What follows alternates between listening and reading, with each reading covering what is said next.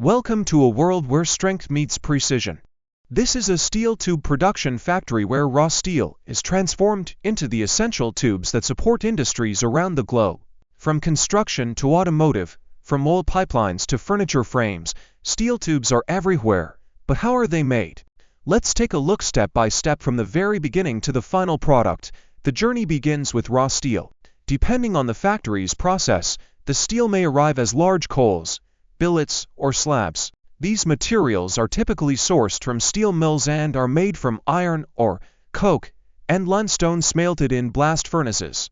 Upon arrival, the steel is inspected, cleaned, and categorized by grade and thickness. If the factory uses steel coils, the next step is slitting. Here, massive coils are unrolled and cut into narrower strips known as scalp, using precision slitting machines. These strips will become the base of each tube. Each scalp's width depends on the desired tube diameter.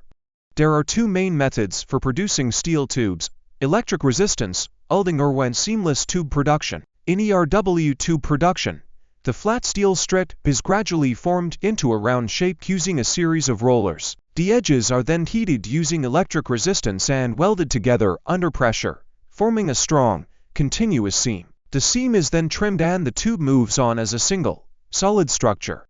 In seamless tube production, the process begins differently. A solid steel billet is heated and pierced with a rotary piercing machine to form a hollow tube. The hollow billet is then elongated and shaped through mandrel mills and stretch reducers. Seamless tubes are preferred for high-pressure applications like oil and gas pipelines. After forming or extrusion, the tubes go through sizing mills.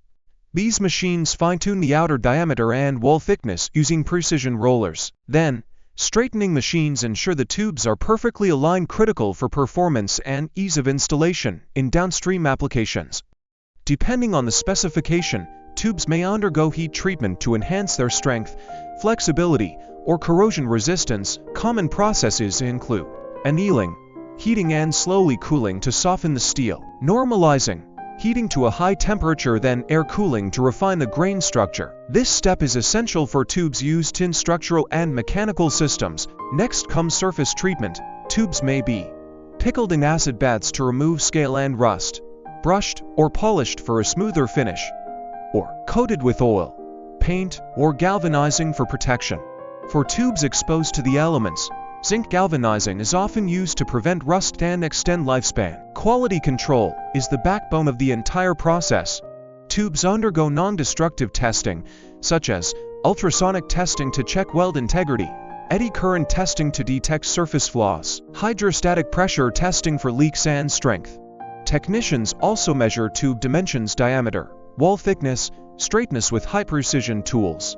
Only tubes that meet the exact specifications move forward. Others are rejected or reworked.